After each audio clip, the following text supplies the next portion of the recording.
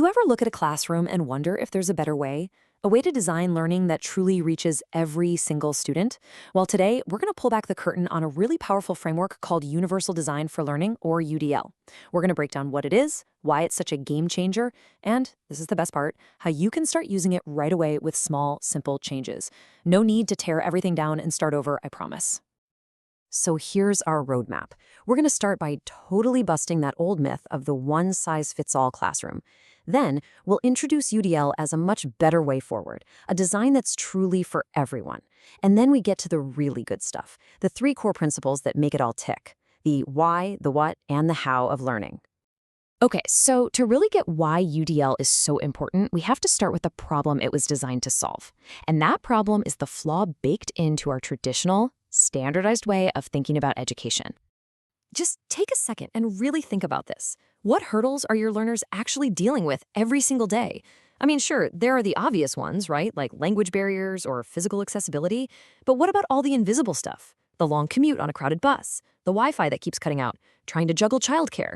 The truth is, every single person walks a completely different path just to get to the starting line. And that right there is the heart of it. When we design one single rigid path for learning, we're the ones putting up the roadblocks without even realizing it. Yeah, that single path might work great for some, but it's guaranteed to leave others struggling. So the problem isn't the learner, you see. It's a deficit in the design. So what's the alternative? This is where Universal Design for Learning comes in.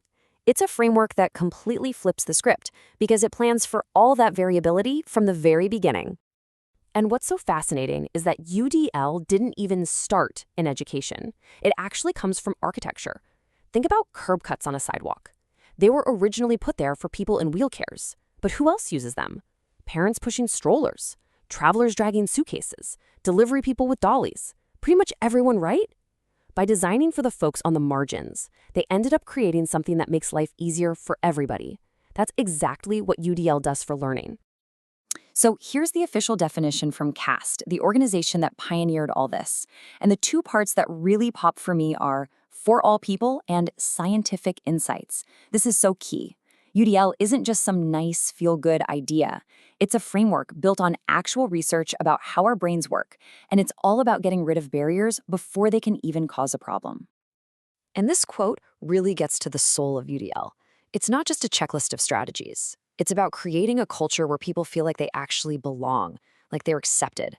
It's a huge shift in thinking, making inclusion something that's everyone's job, not just a specialist's. Okay, I know what you might be thinking right about now. This sounds amazing, but also like a ton of work. And here's the secret to making it happen. It's not about throwing everything out. It's called the +1 approach. You just ask yourself, what's one more way I could share this idea? Or what's one more option I can give people to show me what they've learned? It's these small, intentional additions that make all the difference. All right, let's put this +1 idea to the test. We're going to start with the first UDL principle, providing multiple ways for engagement. This is all about the why of learning, how we get learners excited and keep them in the game. So the big idea here is to help learners go from just passively sitting there to being active participants in their own learning. When we give them real choices about how they dig into the material, we empower them to connect with it in a way that actually means something to them. And that's when learning really sticks. So what does this actually look like? Well, here are some super simple +1 ideas, like offering no consequences practice. This is huge. It lowers the stress and tells people it's safe to try and maybe fail, which is where real learning happens. Or how about just asking learners what they're interested in? If you can tie a topic to something they already love, half your work is already done. It's these little shifts that have a massive impact. Okay, next up is the second principle. This one's all about the what of learning. Basically, all the different ways we can present information and content. I mean, we all know this, right? People learn in different ways. For someone who's a visual learner, a huge wall of text can feel like a brick wall. For someone else, a picture without an explanation might not mean anything. The goal here is just to offer the same key information in a few different formats, so everyone has a way in. This brings us to a really important idea: the difference between equality and equity. Equality is giving every single person the exact same textbook. But equity is making sure every person can actually get the knowledge out of that textbook. So maybe that means an audiobook for one person, a video summary for another, and a digital version they can customize for a third. UDL is all about shooting for equity. So what are some easy plus ones for this? Honestly, some of these are so simple, like just making sure all your videos have captions. It's absolutely essential for some folks, and it's helpful for pretty much everyone else. Another big one is just chunking your content. Breaking a long document or lecture into smaller, bite-sized pieces. It's so much less intimidating and way easier for our brains to handle. Okay, so we've covered the why, getting learners engaged, and the what, giving them information. This third and final principle closes the loop. It's the how of learning. It's all about giving people flexible ways to show what they know. Think about it like this. If the only way a student can show you they understand history is by writing a 5-page essay, are you really testing their history knowledge? Or are you just testing their essay writing skills? By providing options, you let people show you what they've mastered using their strengths. So how do you do this? Instead of only a written report, why not offer the plus one of a short podcast or a video they can record?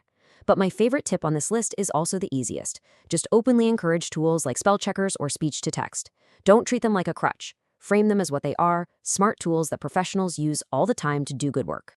So, we've talked about engagement, representation, and action and expression. And it might seem like they're 3 separate things. But the real magic, the secret sauce of UDL, is how they all weave together, all pushing toward one single, really important goal. And that goal is this: learner agency. At the end of the day, UDL isn't just about helping people get a better grade. It's about creating learners who are motivated, resourceful, and strategic.